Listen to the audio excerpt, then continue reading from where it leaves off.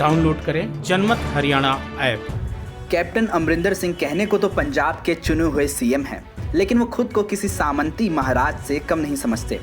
माने भी क्यों ना, आखिर वो पटियाला के राजशाही परिवार से संबंध रखते हैं। दूसरे नेताओं से अलग कैप्टन कैसे शाही ठाट बाट से अपनी जिंदगी जीते हैं, वो किसी से छिपा नहीं है। कैप्टन की पाकिस्तानी महिला मित्र हैं अरूसा आलम। उनका पता भी चंडीगढ़ स्थित पंजाब का सीएम आवास ही रहता है। कैप्टन अमरिंदर सिंह के सीएम बनने के बाद अरूसा आलम ज़्यादातर चंडीगढ़ के सीएम आवास में ही रहती हैं। अरूसा आलम एक पाकिस्तानी पत्रकार हैं। कहने के तो वो पत्रकार हैं, लेकिन आरोप है कि काम वो पाकिस्तान की खुफिया एजेंसी ISI के लिए करती हैं। पाकिस्तान में अरूसा को डिफेंस जर्नलिस्ट के तौर पर जाना जाता है। कैप्टन अमरिंदर सिंह पहली बार साल 2002 में पंजाब के सीएम बने थे। उस दौरान कैप्टन से अरूसा की मुलाकात हुई। उसके बाद से कैप्टन और अरूसा नज़दीक आ गए थे।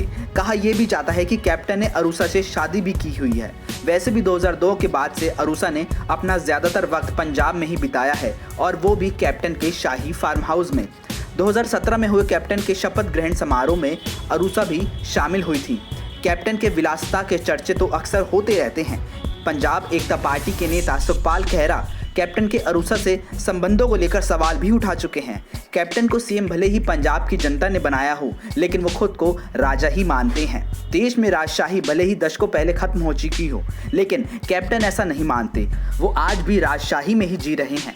एक विलासी राजा जो लूटी हुई कांग्रेस साम्राज्य के ध्वंसावशेषों पर राज कर रहा हो, जिसकी दिनचर्या ही 1:30 बजे शुरू होती हो और जिस पर वो गर्व भी करते हों। क्या कहेंगे ऐसे व्यवहार को?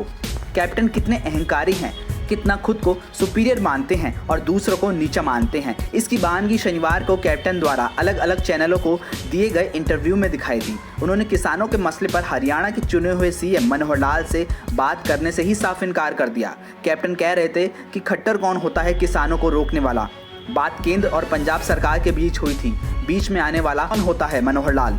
अगर खट्टर उनसे माफ़ी मांगेगा तो ही वो बात करेंगे। क्या ये किसी सीएम की भाषा थी? एक राज्य का सीएम दूसरे राज्य के सीएम से बात करने से कैसे इनकार कर सकता है? क्या हरियाणा को कैप्टन देश का हिस्सा नहीं मानते, या फिर पंजाब को वो देश से अलग मानते हैं? वैसे भी पाकिस्तान द्वारा खालिस्तानी मूवमेंट को फिर से जिंदा करने की कोशिश की जा रही है। इसको हवा पंजाब के नेता ही दे रहे हैं, जो लगातार पाकिस्तान का गुणगान करते हैं। कांग्रेस के नेता नवजोत सिंह सिद्धू तो पाकिस्तान के प्रधानमंत्री इमरान खान के शपथ ग्रहण समारोह में भी गए थे और वहां पर पाक सेना प्रमुख कमर जावेद बाजवा से गले भी मिले। पाकिस्तान भी इन नेताओं को लुभाने के लिए पहले तो करतारपुर कॉरिडोर सिख श्रद्धालुओं के लिए खोल देता है और फिर वहां के प्रशासन पर ISI धीरे धीरे कब्जा कर लेती है। कैप्टन की भाषा से साबित हो जाता है कि वो भी हरियाणा के सीएम को अपने आगे कुछ नहीं मानते। उनमें शाही परिवार से होने का घमंड कूट कूट कर भरा हुआ है, क्योंकि हैसियत से मनोहर लाल कैप्टन के सामने कुछ भी नहीं है। वो तो बड़े ही साधारण परिवार में पैदा हुए। वो तो साइकिल पर अपने गांव से रोहतक तक सब्जी बेचने जाया करते थे। परिवार के पास भी 5 एकड़ से कम ही जमीन थी। मनोहर लाल तो अपनी मेहनत के बल पर ही आज इस मुकाम पर पहुंचे हैं, जबकि कैप्टन की शाही परिवार से होने के चलते राजनीति में आसानी से एंट्री हो गई और जल्दी ही वो मंत्री भी बन गए। कैप्टन को नहीं भूलना चाहिए कि उनकी तरह मनोहर लाल भी अपने राज्य के दूसरी बार सीएम बने हैं। उन्हें भी जनता द्वारा ही चुना गया है। कैप्टन ने जो प्रदेश के सीएम मनोहर लाल का अपमान किया है वह तो दुखद है ही, लेकिन उससे भी ज्यादा दुखद यह है कि प्रदेश के मूर्ख कांग्रेसी और जातीय नफरत में डूबे बुद्धिजीवी इस पर गर्व करते हैं। उनमें से कुछ ऐसे भी थे जो PM नरेंद्र मोदी को मारे जाने की बात को भी सही ठहरा रहे थे और ठहाके लगा रहे थे। चाहे कुछ भी हो जाए, 2.5 करोड़ हरियाणवियों को जायज़ नाजायज़ का फ़र्क समझना चाहिए और गलत का विरोध करना चाहिए। सीएम के अपमान का प्रदेश के लोगों को खुलकर विरोध करना चाहिए था। कैप्टन क्यों भूल जाते हैं कि पंजाब और दिल्ली के बीच हरियाणा आता है और भूगोल को बदला नहीं जा सकता। जिस प्रदेश में एक साथ प्रदर्शन के नाम हजारों की संख्या में लोग गुजर रहे हों और उसमें कुछ गलत हो जाता है तो उसकी जिम्मेदारी किस पर होती? अब सबसे बड़ा सवाल ये है कि पंजाब और हरियाणा के किसानों का भाईचारा एक तरफ क्यों है? आंदोलन के साथ जुड़कर हरियाणा के किसानों ने तो अपना भाईचारा निभा दिया। अब पंजाब के किसान SYL का पानी देकर अपना भाईचारा निभाएंगे? पंजाब की सरकार SYL का हरियाणा को उसके हिस्से का पानी क्यों नहीं दे रही है?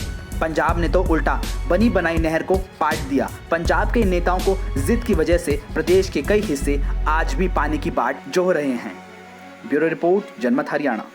राजनीति के आगे, राजनीति के पीछे, हर हलचल को जानने के लिए हमारे YouTube चैनल जनमत हरियाणा को लाइक करें, सब्सक्राइब करें और अपडेट रहने के लिए बेल आइकन दबाना ना भूलें। देखते रहें जनमत हरियाणा, सच के अलावा कुछ भी नहीं।